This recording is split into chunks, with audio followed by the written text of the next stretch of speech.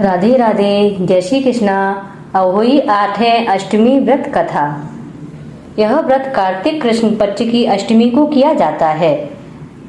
इस व्रत को संतानवती स्त्रियां ही करती हैं। बच्चों की मां दिन भर व्रत करे, सायंकाल दीवार पर अष्टकोष्ठक की अहोई की पुतली रंग भरकर बनाए। उस पुतली के पास सेई तथा सेई के बच्चों का चित्र भी बनाए या छपी हुई अहोई अष्टमी का चित्र मंगवा कर दीवार पर लगाएं तथा उसका पूजन कर सूर्यास्त के बाद अर्थात तारे निकल आने पर अहोई माता की पूजा करने से पहले पृथ्वी को पवित्र करके चौक पूर कर एक लोटा जल भरकर एक पटरी पर कलश की भांति रखकर पूजा करें। अहोई माता का पूजन करके माताएं कहानी सुने। पूजा के लिए माताएं पहले से एक चांदी की अहोई बनाएं जिसे स्याऊ कहते हैं और उसमें चांदी के 2 दाने मोती डलवा लें। जिस प्रकार गले में पहनने के हार में पेंडल लगा होता है उसी की भांति चांदी की अहोई डलवा लें और डोरे में चांदी के दाने डलवा लें। फिर रोली, चावल, दूध व भात से अहोई पूजा करें। जल से भरे लोटे पर सतिया बना लें। एक कटोरी में हलवा तथा रुपए वायना निकाल कर रख लें और 7 दाने गेहूं लेकर कहानी सुने।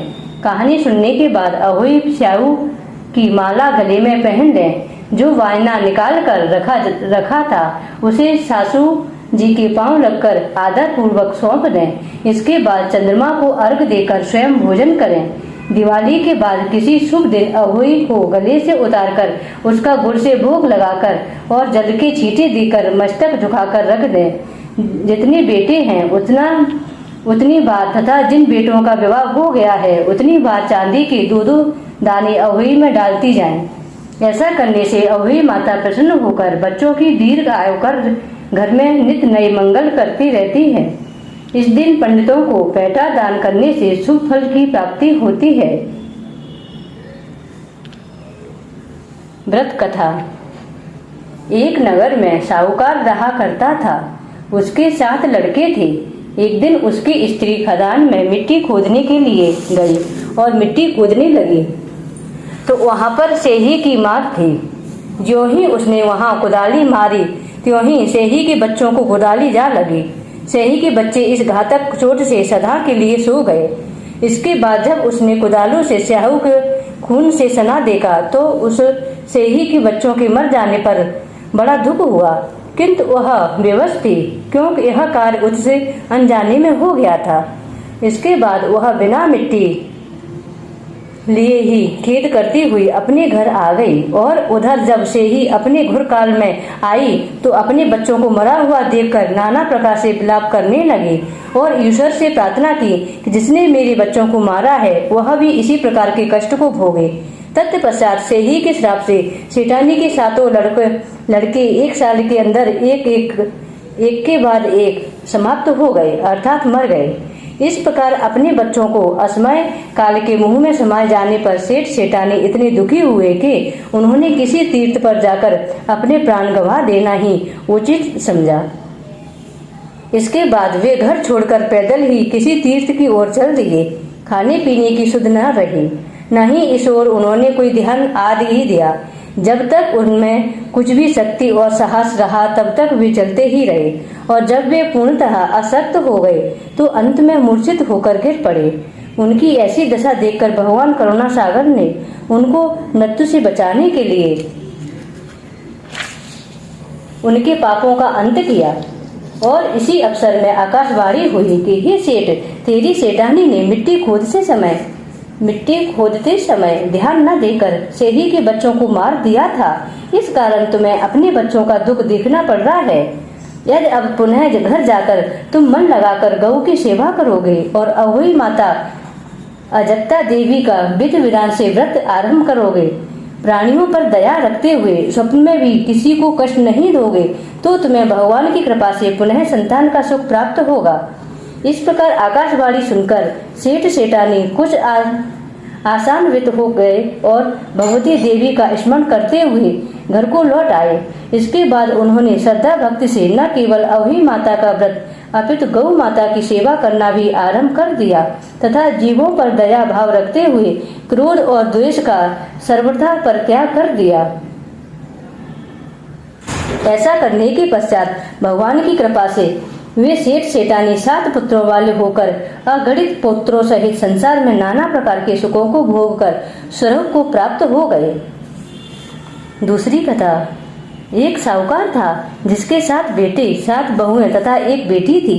दिवाली से पहले कार्तिक बंदी अष्टमी को 7 बहुएं अपनी इकलौती ननद के साथ जंगल में खदान में मिट्टी खोद रही थी।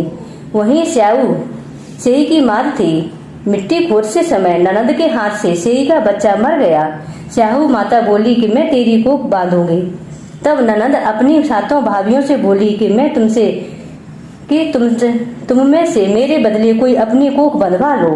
सब भाभियों ने अपनी कोख बंधवाने से इनकार कर दिया, किंतु छोटी भाभी सोचने लगी कि यदि मैं कोख नहीं बंधवाऊंगी तो सासू जी नाराज होंगी। ऐसा विचार कर ननद के बदले में छोटी भाभी ने अपनी कोख बंधवा ली। इसके बाद जब उससे जो लड़का होता तो वह 7 दिन बाद मर जाता। एक दिन उसने पंडित को बुलाकर पूछा कि मेरी संतान 7वें दिन ही क्यों मर जाती है। तब पंडित जी ने कहा कि तुम सुरही गाय की पूजा करो। सुरही गाय माता की भाईली है, वह तेरी कोख छोड़े तब तेरा बच्चा जिएगा। इसके बाद वह बहू प्रातःकाल उठकर चुपचाप सुरही गाय के नीचे सफाई आदि कर जाती। गो माता बोली कि आजकल कौन मेरी सेवा कर रहा है, सो आज देखूंगी। गो माता खूब तड़की उठी। क्या देखती हैं कि एक साहूकार के बेटे की बहू उसके नीचे सफाई आदि कर रही हैं। गौ माता उससे बोली, मैं तेरी सेवा से प्रसन्न हूँ, इच्छा अनुसार जो चाहे मांग लो। तब साहूकार की बहू बोली कि स्याऊ माता तुम्हारी भाईली है और उसने मेरी कोख बांध रखी है, सो मेरी कोख खुलवा दो। गौ माता ने कहा, अच्छा। अब तो गौ माता समुद्र पार अपनी भाईली के पास उसको लेकर चली गई। मार्ग में कड़ी धूप थी, सो वे दोनों एक वृक्ष के नीचे बैठ गए। उस वृक्ष पर एक गरुड़ पक्षी का बच्चा बैठा था। थोड़ी देर बाद वहां एक सर्प आया और गरुड़ के उस बच्चे को डसने लगा। तब साहूकार की बहू ने सांप मारकर ढाल के नीचे दबा दिया और बच्चों को बचा लिया। थोड़ी देर में गरुड़ पंखनी आई तो वहां खून पड़ा देखकर साहूकार की बहू के चोंच मारने लगी। तब साहूकार ने बोली कि मैंने तेरे बच्चों को नहीं मारा, बल्कि सांप तेरे बच्चे को डसने को आया था। मैंने तो उससे तेरे बच्चों की रक्षा की है। यह सुनकर गरुड़ पंखनी बोली कि मांग तो क्या मांगती है। वह बोली, 7 समुद्र पर स्याऊ माता रहती हैं, हमें तो उसके पास पहुंचा दे।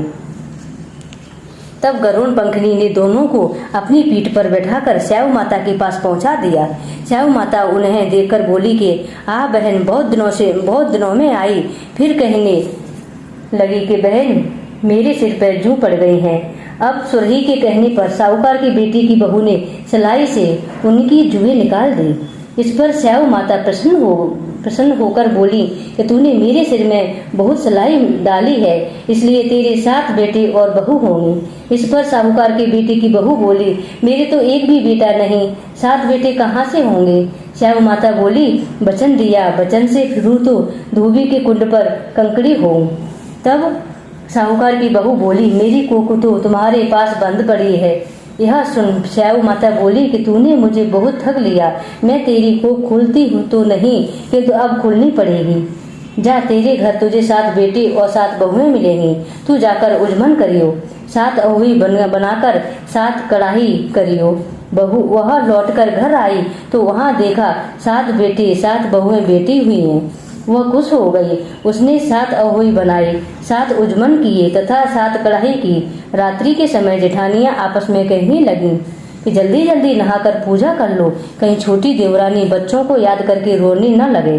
थोड़ी देर में उन्होंने अपने बच्चों से कहा, अपनी चाची के यहाँ जाकर देख आओ कि आज वह अभी तक रोई क्यों नहीं।